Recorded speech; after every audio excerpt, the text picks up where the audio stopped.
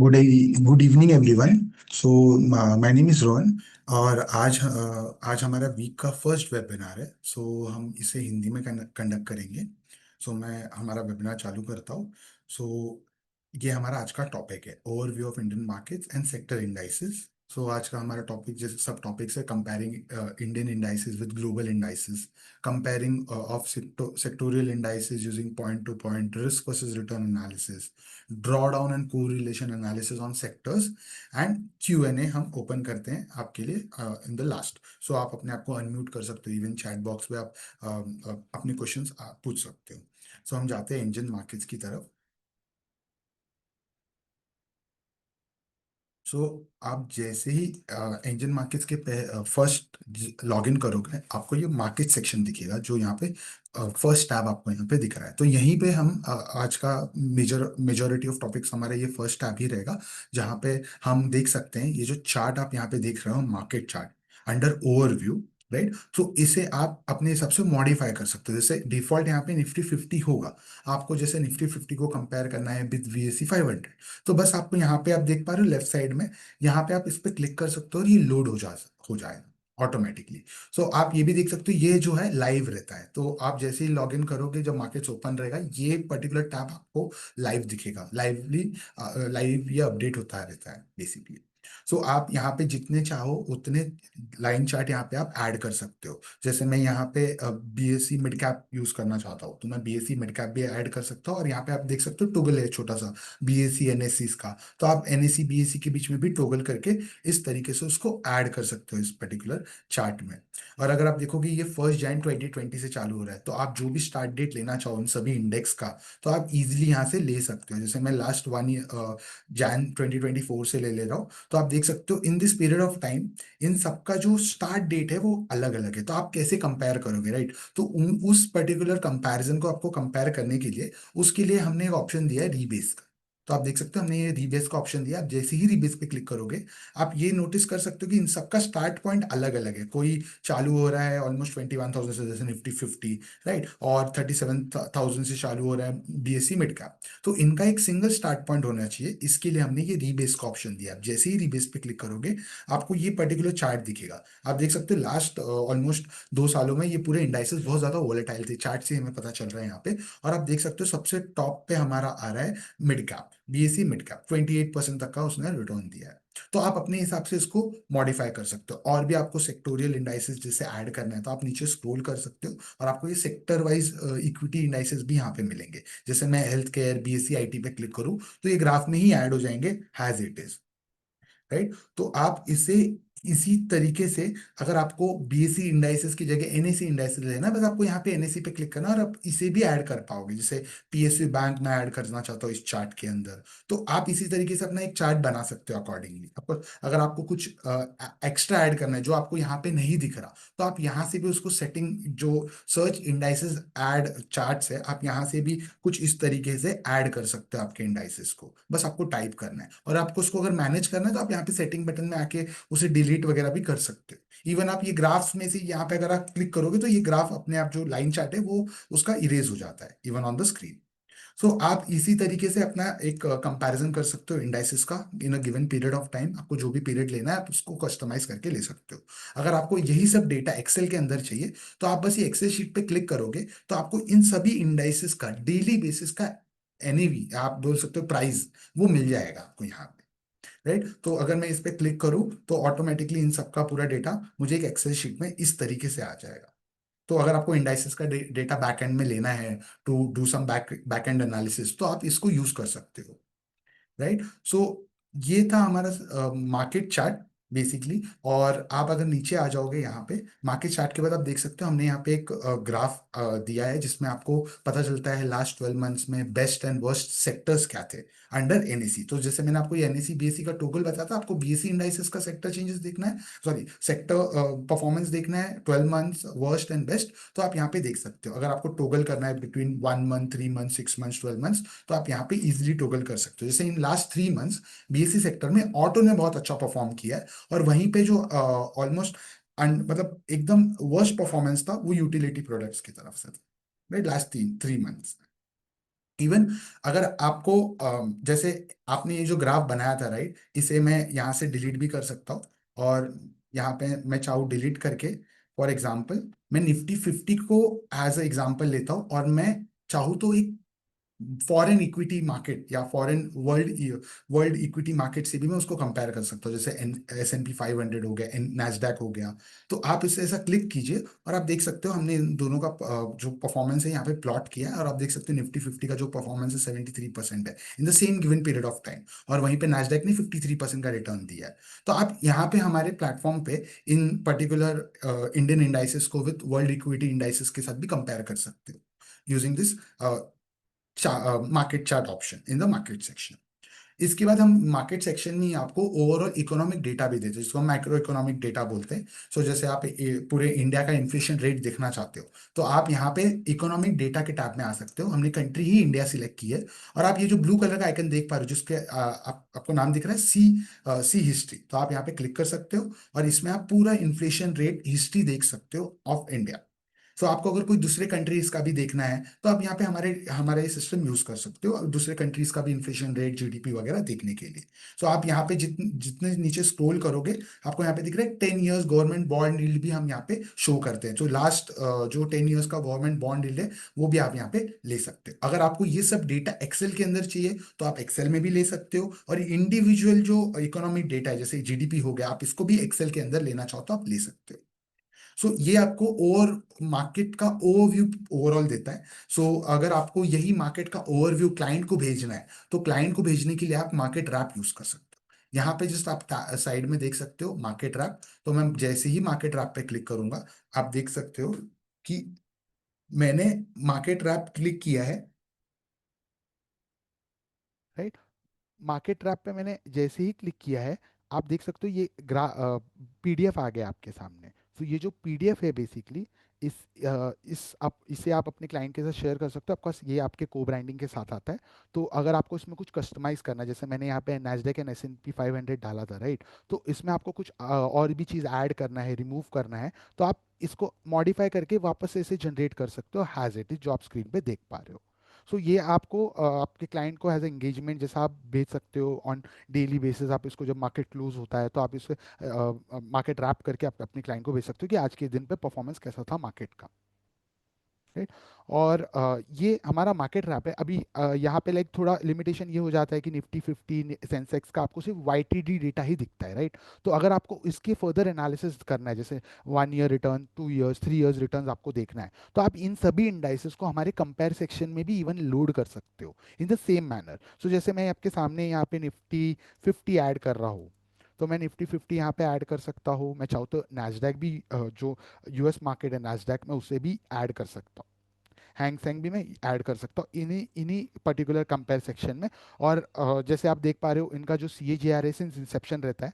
सो ये जो आप कोई भी इंडाइसेस फंड यहाँ पे ऐड करोगे, वो उसका जो भी डेटा रहेगा वो सिंस इंसेप्शन दिखेगा। तो आप यहाँ पे सेटिंग बटन पे ऐसा क्लिक कर सकते हो, और एक सिंगल स्टार्ट डेट सभी इंडाइसेस के लिए आप इजीली ऐड करके कंपैरिजन कर सकते हो अकॉर्डिंगली। तो आप अभी देख पा रहे हो कि with in this period of time जो हमने सिलेक्ट किया था 2023 से लेके अब तक, 1 नवंबर 2023 से लेके अब तक, निफ्टी 50 ने 15% तक का रिटर्न दिया है। वहीं पे नैस्डैक ने 30% तक का रिटर्न दिया है। लेकिन वहाँ पे आप ये भी बात नोटिस कर सकते हो, स्टैंडर्ड डिविएशन जो कि वोलेटिलिटी है नैस्डैक का कंपेयर टू निफ्टी 50, वो बहुत कम है। Right. So Nifty 50 is less volatile than the Nasdaq and Hang Seng itself. तो आप यहाँ पे इस चीज़ को देख पा रहे हो। सो इसी तरीके से आप जितने चाहो उतने इंडाइसेस यहाँ पे हमारे सिस्टम पे ऐड करके आप अपना खुद का लिस्ट यहाँ पे सेव कर सकते हो। आपको बस यहाँ पे नाम डालना है लिस्ट का, जैसे आप इंडेक्स 2 करके सेव कर सकते हो, और इसे यहाँ पे सिस्टम में ही सेव कर सकते हो। और ये लिस्ट में आपके सामने यहाँ पे आएगा। आप इसको ऐसे डेट के बेसिस पे सॉर्ट कर सकते हो। देखो इंडेक्स 2 यहाँ पे आ गया है।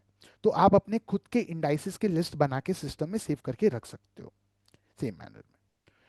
सो ये स्पेसिफिकली था हमारा मार्केट सेक्शन। मैं मार्केट सेक्शन पे वापस आ गया हूँ। तो ये हमारा ओवरऑल इंडाइसेस लेवल पे या सेक्टर बेसिस पे आप कंपैरिजन इस मार्केट चार्ट पे कर सकते हो।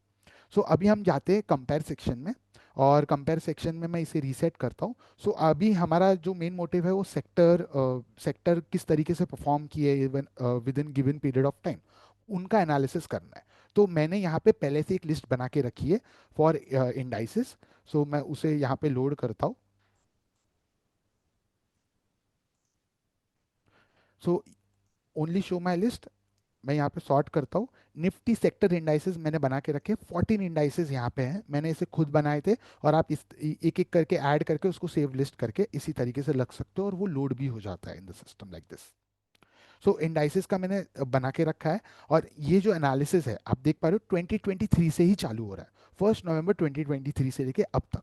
तो मैं CAGR पे अगर सॉर्ट करूं तो आपको क्या पता चल रहा है कि in this given period of time, मतलब 1 नवंबर 2023 से लेके अभी तक सबसे बेस्ट परफॉर्मेंस था एक ही सेक्टर का था, जो था निफ्टी ऑटो। सेकेंड था मेटल, थर्ड था इंफ्रास्ट्रक्चर। राइट। तो ये बेसिस पे आपको पता चल रहा है कि लास्ट 3 सालों में 2023 से लेके 2025, ऑलमोस्ट 2 इयर्स, उसमें कौन से सेक्टर ने परफॉर्मेंस दिया। आप CAGR पे सॉर्ट कर सकते हो, एज यू नो। आप देख सकते हो मीडिया ने बहुत नेगेटिव रिटर्न दिया है, फिर आया FMCG। राइट। तो ये आप यहाँ पे चेक कर सकते हो in the given period of time. अगर आपको कोई दूसरा पर्टिकुलर कॉलम चाहिए, जैसे मैं ले लेता हूँ 3 मंथ्स, तो मैं 3 मंथ्स पे भी सॉर्ट करके देख सकता हूँ। देखिए मेटल टॉप पे आ रहा है, ऑटो फिर भी टॉप पे आ रहा है यहाँ पे लास्ट 3 मंथ्स में भी इवन। तो आप इस तरीके से सॉर्ट करके अपने पर्टिकुलर सेक्टर देख सकते हो कि पर्टिकुलर टाइम पीरियड में वो किस तरीके से परफॉर्म कर रहा था। राइट। इसके बाद हमारा आता है रिस्क वर्सेस रिटर्न। तो यहाँ पे हमने आपको CAGR स्टैंडर्ड डिवीजन दे दिया। अगर आपको यही पर्टिकुलर एक प्लॉटिंग में चाहिए या एक डॉट प्लॉट में चाहिए, तो आप उसके लिए रिस्क वर्सेस रिटर्न में आ सकते हो। तो रिस्क वर्सेस रिटर्न में आप देख सकते हो एनुअलाइज रिटर्न जो है वाई एक्सिस हमारा, वो एनुअलाइज रिटर्न है। तो ये रिटर्न बेसिकली आपको बता रहा है। और जो हमारा एक्स एक्सिस है वो हमारा एनुअलाइज रिस्क है, जो स्टैंडर्ड डिविएशन है। तो इसको हमने प्लॉट किया है। और ये बेसिकली चालू हो रहा है from 2006 till 2025।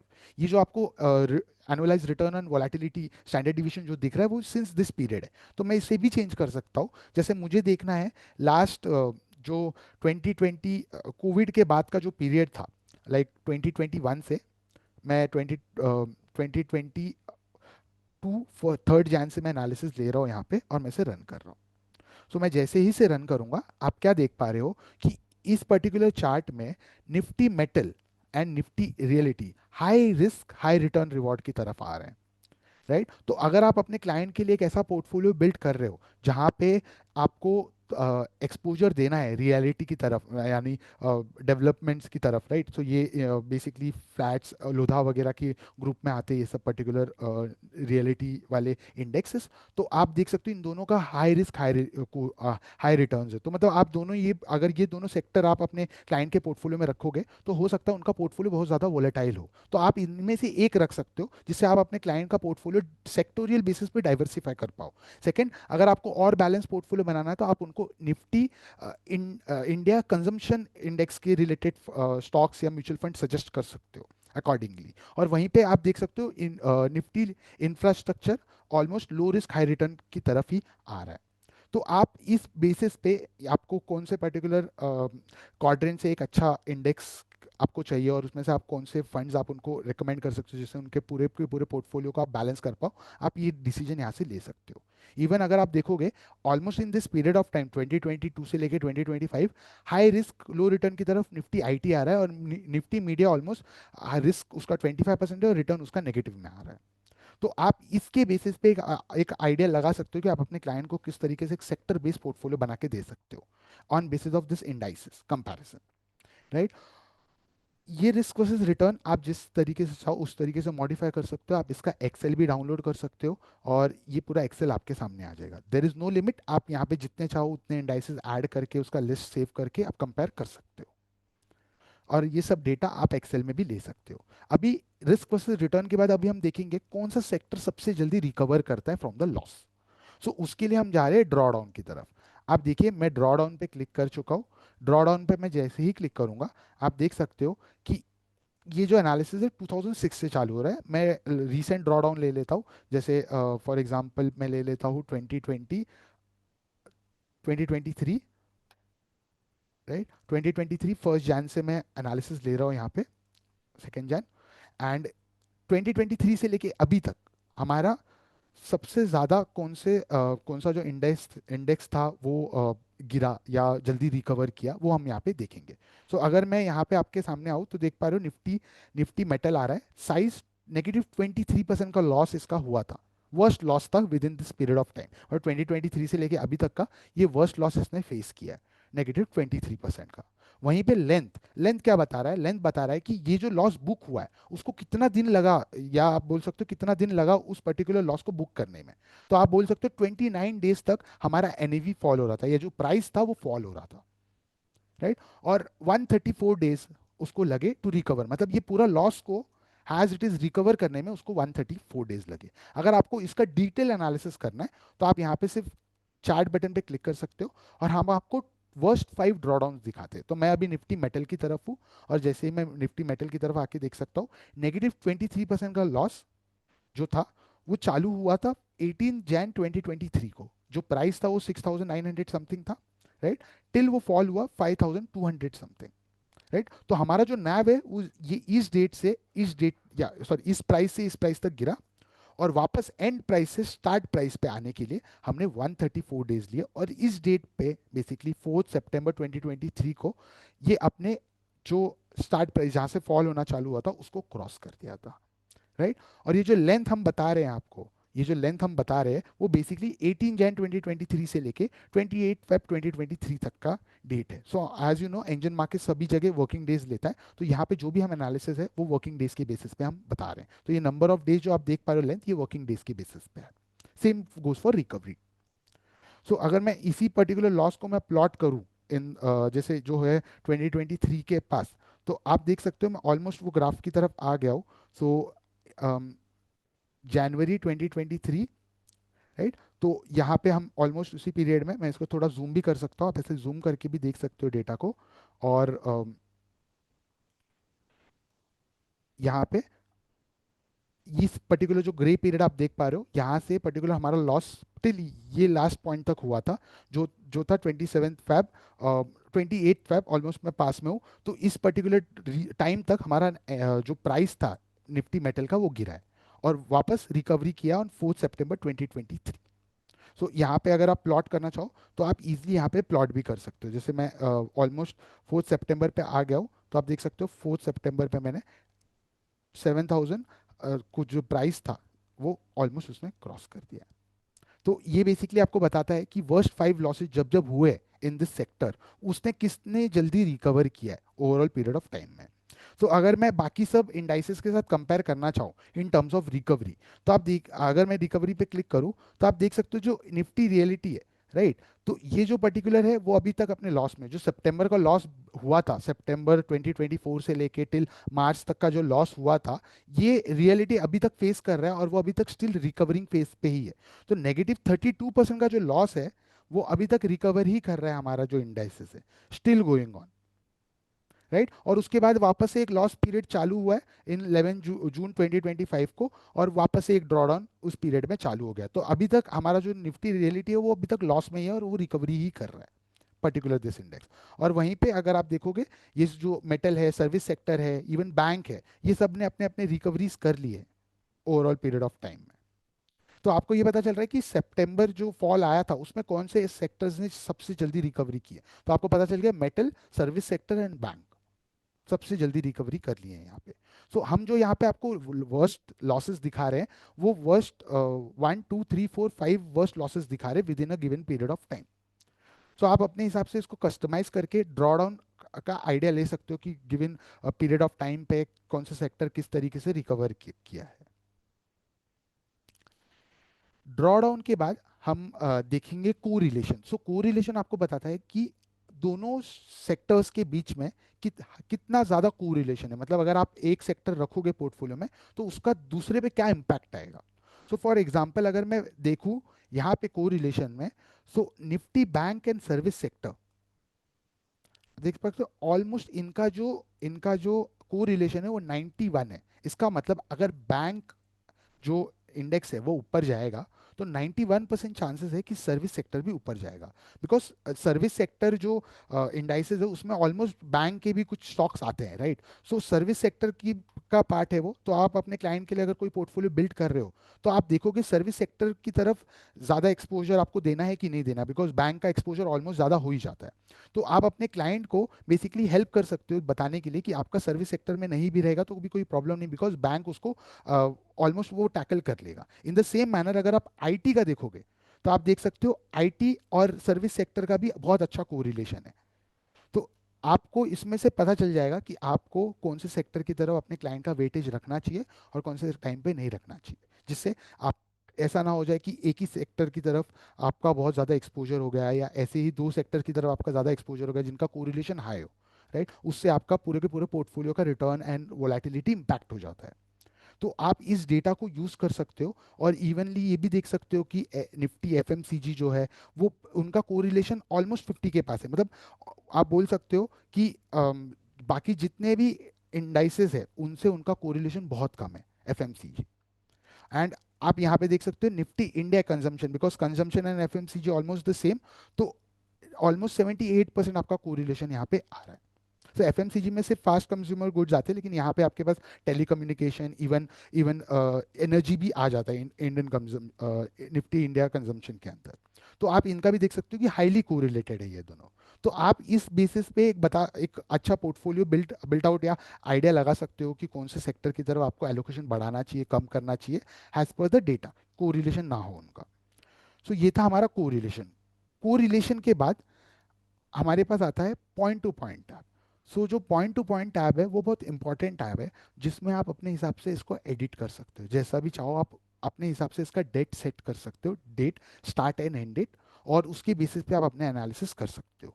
So for example मैंने यहाँ पे लिया है फ्रॉम 1 मार्च 2019 टिल 2024, फॉर 31 दिसंबर 2024। सो मैंने इसमें कोविड का पीरियड, ऑलमोस्ट 5 ईयर्स का पीरियड लिया है, और इसमें मैंने ये देखने की कोशिश की है कि अगर मैंने एक 1 करोड़ रुपीज इन्वेस्ट किए रहते फ्रॉम 1 मार्च 2019 टिल 2024, कौन सा सेक्टर मुझे सबसे ज्यादा रिटर्न बना के देता था, राइट। तो अगर मैं उसको सॉर्ट करूं, तो आप सॉर्ट करके देख सकते हो, Nifty reality, Nifty metal and infrastructure, ये तीनों ने मुझे बहुत अच्छे रिटर्न्स बना के दिए in terms of lump sum, right. अगर आपको यही पर्टिकुलर पीरियड आपको लमसम नहीं, आपको सीजीआर बेसिस पे देखना है, बस आपको यहाँ पे सीजीआर पे क्लिक करना है। आप जैसे ही क्लिक करोगे आपको वो सीजीआर बेसिस पे दिखेगा, जैसे आप देखते हो reality, metal, infrastructure and IT, ये जितने भी तीन चार सेक्टर्स है, इन्होंने बहुत अच्छा परफॉर्म किया in the given period of time. Second, हमने एक सिनेरियो बनाया है यहाँ पे, अक्टूबर 2025 से लेके नवंबर 2025। So as you know, Donald Trump ने ये टाइम पे बहुत ज़्यादा टैरिफ वॉर लाया था in the period of time. So उस पर्टिकुलर टाइम में हमारे सेक्टर्स के साथ क्या हो रहा था। तो अभी हमने जो टाइम पीरियड लिया है अक्टूबर से नवंबर 2025, ये बेसिकली एक साल नहीं है, ये ऑलमोस्ट 1 मंथ ही है। तो उसके लिए हम एब्सोल्यूट यूज करेंगे। सो सीएजीआर तभी आपको यूज करना है जब वन मोर देन 1 ईयर है, एब्सोल्यूट आपको तब यूज करना है जब लेस देन 1 ईयर हो। तो मैं जैसे ही यहाँ पे सॉर्ट करूंगा, आप ये नोटिस कर सकते हो निफ्टी रियलिटी ने बहुत अच्छा परफॉर्मेंस दिया है in this period of time, और सेम आप निफ्टी आईटी देख सकते हो कैसा उन्होंने परफॉर्म किया। वर्स्ट परफॉर्मेंस था निफ्टी मीडिया की तरफ से। इवन निफ्टी ऑटो ने भी ये पीरियड ऑफ टाइम में अच्छा परफॉर्म नहीं किया, right, because in this period of time GST की वजह से लोगों ने परचेस करना कम कर दिया था, बिकॉज जब चेंज होगा, जब जीएसटी नया आएगा तो हम तब बाय करेंगे, तो उन्होंने अपना परचेस होल्ड कर दिए थे। तो आप उसका इम्पैक्ट देख पा रहे हो, एफएमसीजी की तरफ उसका इम्पैक्ट आया है। मैं इसको सॉर्ट कर लेता हूँ, तो आप देख सकते हो एफएमसीजी की तरफ उसका इम्पैक्ट आया है, 1% का रिटर्न है, 1.990, and same goes for auto.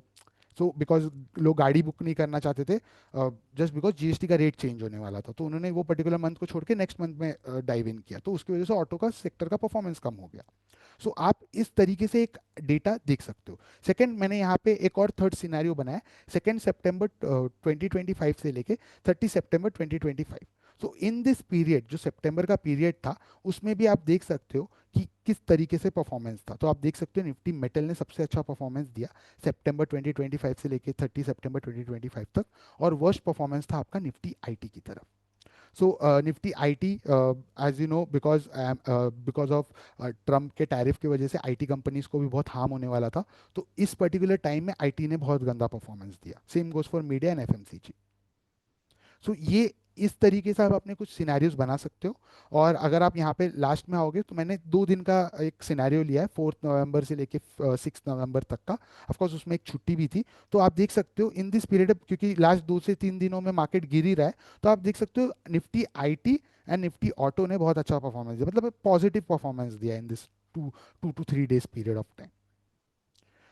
सो ये जो आपका पॉइंट टू पॉइंट टैब है, आप इन सबका चार्ट जनरेट कर सकते हो अकॉर्डिंगली। जैसे अब मुझे इसका चार्ट जनरेट करना है, तो आप इसका इस तरीके से चार्ट जनरेट कर सकते हो। और इस चार्ट को आप अपने प्रेजेंटेशन के लिए यूज़ कर सकते हो। आप अपने क्लाइंट को प्रेजेंटेशन करने के लिए लेके जा रहे हो, एनालिसिस दिखाने के लिए जा रहे हो, तो आप ये सब डेटा हमारा यूज़ कर सकते हो। और आप हमारे प्लेटफॉर्म पे स्क्रीनशॉट बटन देख ही पा रहे हो, तो आप जहाँ जहाँ हमारे प्लेटफॉर्म पे स्क्रीनशॉट बटन देखोगे, आप उस पर्टिकुलर टैब का स्क्रीनशॉट लेके या हमने इसीलिए देके रखा है जिससे आप अपने क्लाइंट के लिए पीपीटी एडिट कर पाओ वेरी इजीली, राइट। सो ये जो ओवरऑल प्लेटफॉर्म है, आपको पर्टिकुलर इंडेक्स को कंपेयर करना है, आप इंडेक्स को कंपेयर कर सकते हो। अगर आपको कोई फंड भी यहाँ पे ऐड करके देखना है, तो आप इजीली यहाँ पे फंड भी ऐड कर सकते हो। सो अभी हमारा जो टॉपिक था वो ओवरऑल टुवर्ड्स सेक्टर या इंडाइसिस के बेसिस पे था, तो मैंने यहाँ पे फंड ऐड नहीं किया, बट ऑफ कोर्स आप यहाँ पे फंड भी ऐड कर सकते हो accordingly in the same list. So आपके पास एक कस्टमाइज लिस्ट आ जाता है जिससे भी आपको कंपेयर करना है, आप कर सकते हो accordingly.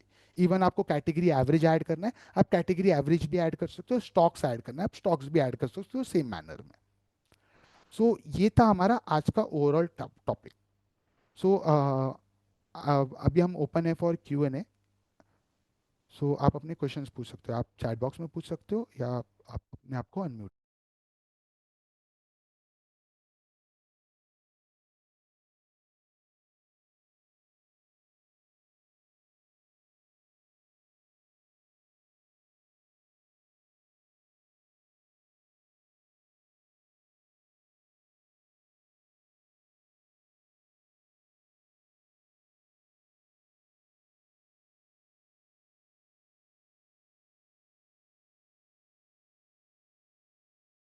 Hello.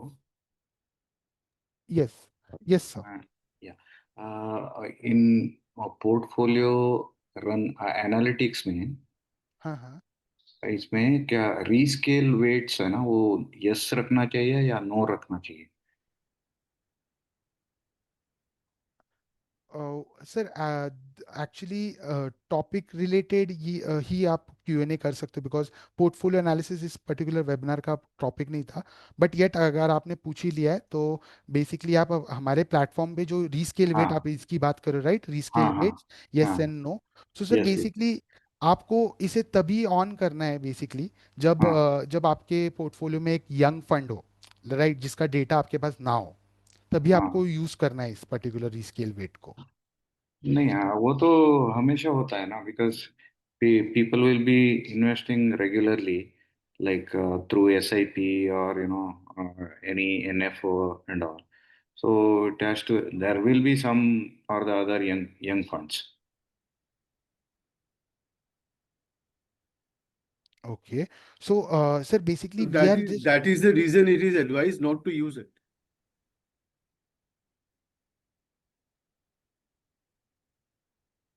Sorry. Rohan explained to him that why we should not be using it and yes, why we should be using it. yeah. So sir, basically rescale weights is like, for example, there are 4 funds in your portfolio, okay, Okay. and there is, for example, there is a young fund in the portfolio. The fourth one is a very young fund. So there are Okay. 2 funds. You are doing analysis from 2015 till date 2025. Okay, Hmm. and Hmm. then suddenly a one fund comes into your portfolio which has a Okay. data from 2023. Okay, Okay. so if you are doing a back test of it, okay, Hmm. Hmm. what you have to do, it you have to put it yes here, or for example we are putting is yes here. Hmm. Okay, Hmm. so it Okay. will give you the analysis in a way that Uh, I can say that we are giving a equal weightage portfolio 25 25 25 25. hmm. Okay, Hmm. and then we are just rescaling it, okay, rescale weight that, okay, the fund, if funds is not there, we will not take that as a contribution in the portfolio. So if Hmm. 25% will be not a part of your portfolio, the overall portfolio will be only 75%. Hmm. Okay, if you are doing no, it will give you the analysis in the same manner. So yes and no basically have to use it if there is a young fund or older fund. We have given this option because our AMC client wanted this to rescale the weights, whether the performance was because of the younger fund or because of the older fund, in that way. Okay, okay, okay. Yeah. So you have to use it accordingly, sir. We've Oh, and you can use this I button to read it more further. You just have to hmm. hover on this I button. Okay, okay. Yeah. Okay. There was a question in chat box.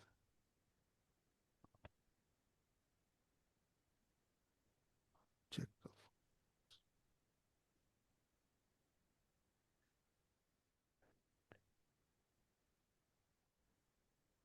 Okay. So there is a question how to check a fund is having a stock other than BSE 500 or top stocks.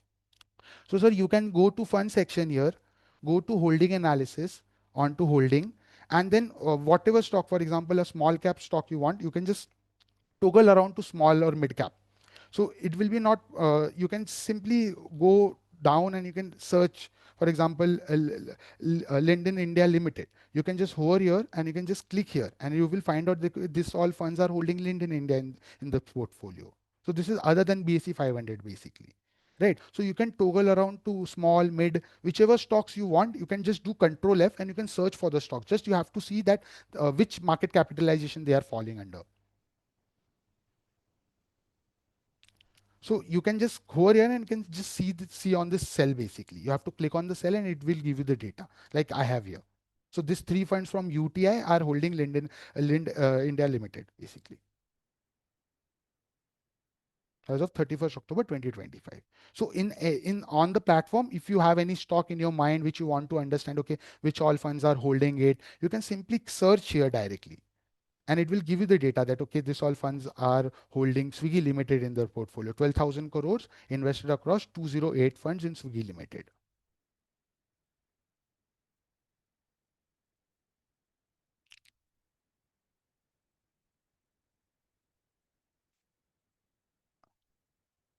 And okay, which is having a micro cap stock in a portfolio. So sir, we don't have direct micro stock as per SEBI we have only large, mid and small.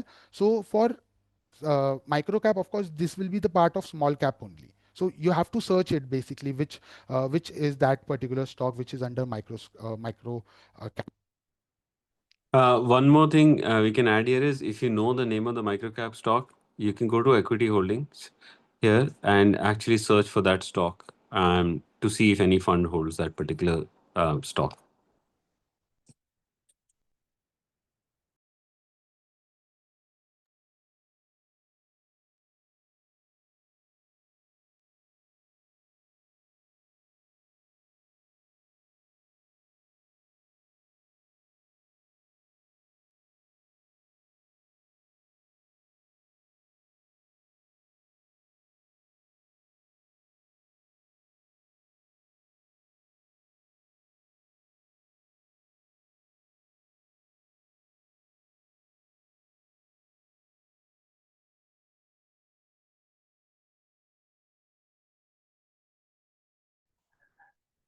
Hello. Yes, sir. Can you explain a bit more about query section? Okay, so sir, here onto the platform, like the query section is a advanced feature of screening. So here in the screening, you have some basic filters, but in the query, we have some advanced feature like you can set a range. So for example, you Mm, want to find a asset class, equity. You can just put as a query that is exactly equity. I can just click on add okay. condition and it will be added here like this. You can see we have Mm, 978 funds here, right? Now I want to further more classify that okay I want mm, fund which has a return of at least like 1 year okay. return of between 10 to 12%, or I can say 12 to 15%. I can put the range and it will give me the data in that way. Now you can see 8 funds are there.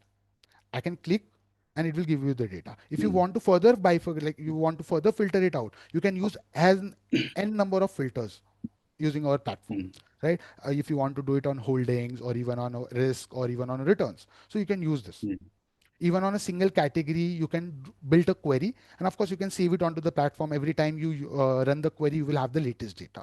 So it's a one-time process. You have to make a query and save it onto the platform. So you can make it accordingly then. Any SEBI category you want, you can do it. So we will have to go to holding analysis if you want to, if a particular stock, which all, mutual funds are holding. Right, right. So in this holding analysis only, we will give you all the data about stock holding from the mutual fund side, equity holding if you want to, if you have any stock which you want to find out, okay, which all funds are holding that particular stock. You can just type the name and it will give you the data Ah, in okay. the equity holding. If you want to change this, you have to find it onto the stock Sure. changes. Okay. Thanks. Yeah. Hmm.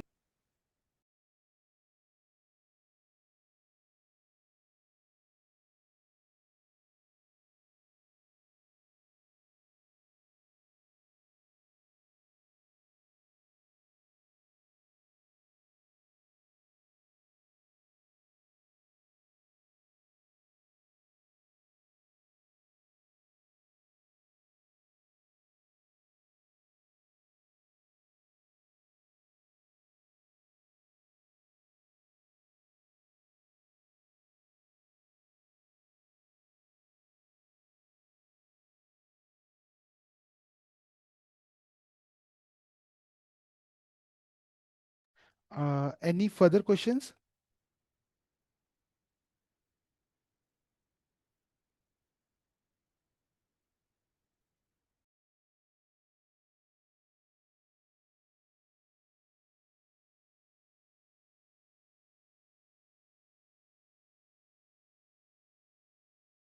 Okay, so if we don't have any further questions, we can close for today. So thank you everyone for joining this webinar, and this will get uploaded next week on our YouTube channel. You can just visit our YouTube channel from the top here, from the login itself, or you can search directly for Engine Markets on YouTube channel, and you can find our all the videos, past webinar videos onto the YouTube channel, right? And also, if anyone from your team want to have this access for the webinar, you can just go on our Engine and just tell them to sign up free onto the platform. So you can have like it will get registered on our backend, and they will also receive our webinar link on their email ID on a weekly basis. So you can just go here and you can just free login, and you can just ask them to give a free login for them, and it will be registered. Thank you everyone. See you in the next webinar.